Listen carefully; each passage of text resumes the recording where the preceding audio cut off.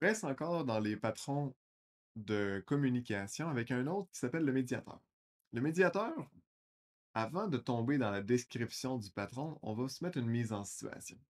Ici, on va reprendre un peu notre système, un système d'achat de billets, par exemple, où justement j'ai la billetterie qui, elle, est responsable de l'achat de ce billet-là. Donc, j'ai une action initiale qui est effectuée, qui est que justement, notre billet va être acheté. Donc, ce billet-là qui est acheté, qui est maintenant envoyé, donc l'achat d'un billet sur la billetterie, eh bien, j'ai quelques actions à faire. Premièrement, j'ai par exemple, la billetterie doit communiquer avec le profil pour dire, hey, maintenant tu as un profil, tu as un nouveau billet inscrit dans ton portefeuille de billets et tu dois toujours l'avoir. L'événement doit aussi être informé de certaines informations par rapport à cet aspect-là. Et la même chose d'un point de vue, par exemple, de la gestion de la salle, comme les scanners pour valider les billets.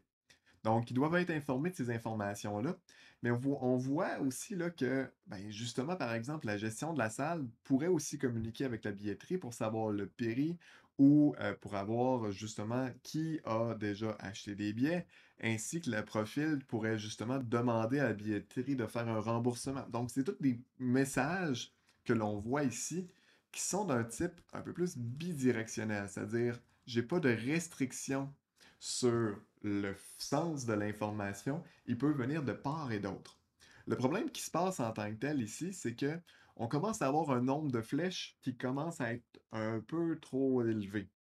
En fait, on se tombe dans un système qu'on va pouvoir noter comme un peu plus spaghetti. Donc, tout est couplé ensemble et j'ai des messages, de la communication qui se passe d'un système à l'autre, d'une classe à l'autre, sans de contrôle à proprement dit sur la manière dont les gens se parlent ensemble et les contrats qui sont utilisés.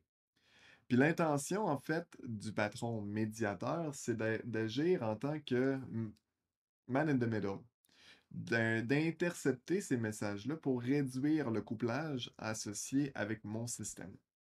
Donc, le patron médiateur, en fait, c'est de se mettre dans le milieu, où justement, la communication bidirectionnelle, ce ne sera plus entre chacun, mais bien avec le médiateur.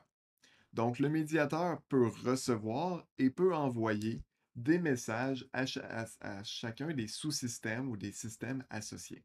Donc, il peut envoyer un message à billetterie ou il peut justement recevoir un message de la billetterie si justement, euh, donc, si il peut envoyer un message à la billetterie, il peut recevoir un message de la billetterie si la billetterie a besoin, par exemple, d'envoyer de l'information au profil, au scanner.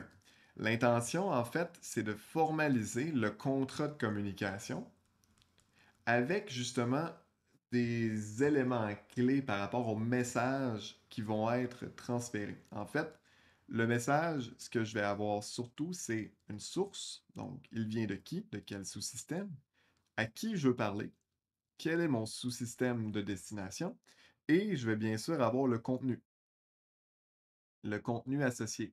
Quelle information pertinente je veux transiger euh, sur la bande passante ou le bus de messagerie ou le médiateur lui-même.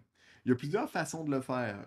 Dans des systèmes distribués, on va utiliser certainement, par exemple, des PubSub ou des choses comme ça, des outils de messagerie pour impliquer un peu plus le patron médiateur.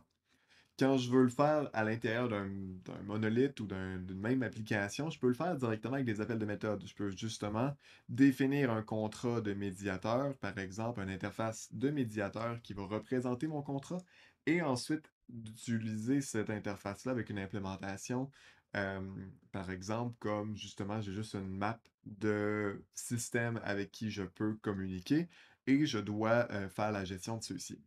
L'intention aussi avec les messages qui sont communiqués, une fois qu'on les a mis avec un man in the middle, un médiateur, eh bien, c'est que je peux aussi les sauvegarder. Je peux avoir une persistance associée à ces messages-là.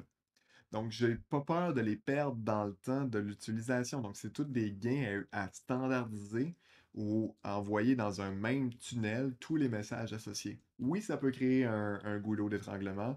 Oui, ça centralise les points d'interconnexion.